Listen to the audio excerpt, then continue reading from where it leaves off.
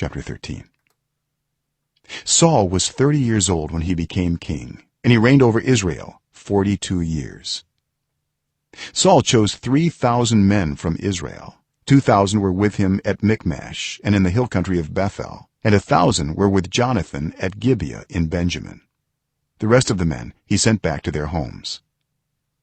Jonathan attacked the Philistine outpost at Geba, and the Philistines heard about it. Then Saul had the trumpet blown throughout the land and said, "Let the Hebrews hear."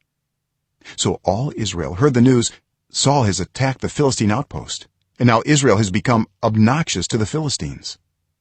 And the people were summoned to join Saul at Gilgal. The Philistines assembled to fight Israel with 3,000 chariots, 6,000 charioteers, and soldiers as numerous as the sand on the seashore. They went up and camped at Michmash east of Beth-aven. When the Israelites saw that their situation was critical and that their army was hard pressed, they hid in caves and thickets, among the rocks and in pits and cisterns. Some Hebrews even crossed the Jordan to the land of Gad and Gilead. Saul remained at Gilgal, and all the troops with him were quaking with fear. He waited 7 days, the time set by Samuel. But Samuel did not come to Gilgal, and Saul's men began to scatter. So he said, "Bring me the burnt offering and the fellowship offerings." And Saul offered up the burnt offering. Just as he finished making the offering, Samuel arrived, and Saul went out to greet him. "What have you done?" asked Samuel.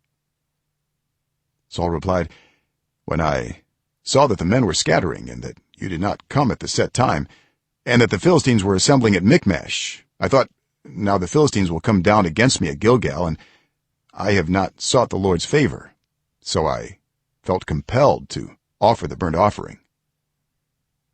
"You have done a foolish thing," Samuel said. "You have not kept the command the Lord your God gave you.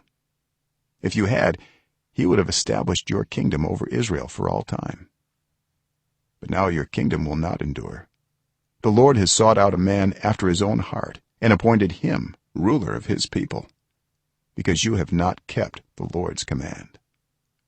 Then Samuel left Gilgal and went up to Gibeah in Benjamin, and Saul counted the men who were with him.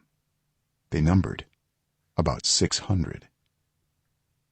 Saul and his son Jonathan and the men with them were staying in Gibeah in Benjamin, while the Philistines camped at Michmash. Raiding parties went out from the Philistine camp in 3 detachments. One turned toward Ophrah in the vicinity of Shual, another toward Beth-horon, and the third toward the borderland overlooking the valley of Zeboim, facing the wilderness.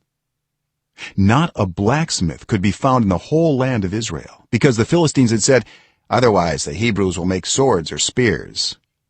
So all Israel went down to the Philistines to have their plow points, mattocks, axes, and sickles sharpened. The price was 2/3 of a shekel for sharpening plow points and mattocks, and 1/3 of a shekel for sharpening forks and axes, and for repointing goads. So on the day of the battle, not a soldier with Saul and Jonathan had a sword or spear in his hand. Only Saul and his son Jonathan had them. Now a detachment of Philistines had gone out to the pass at Michmash,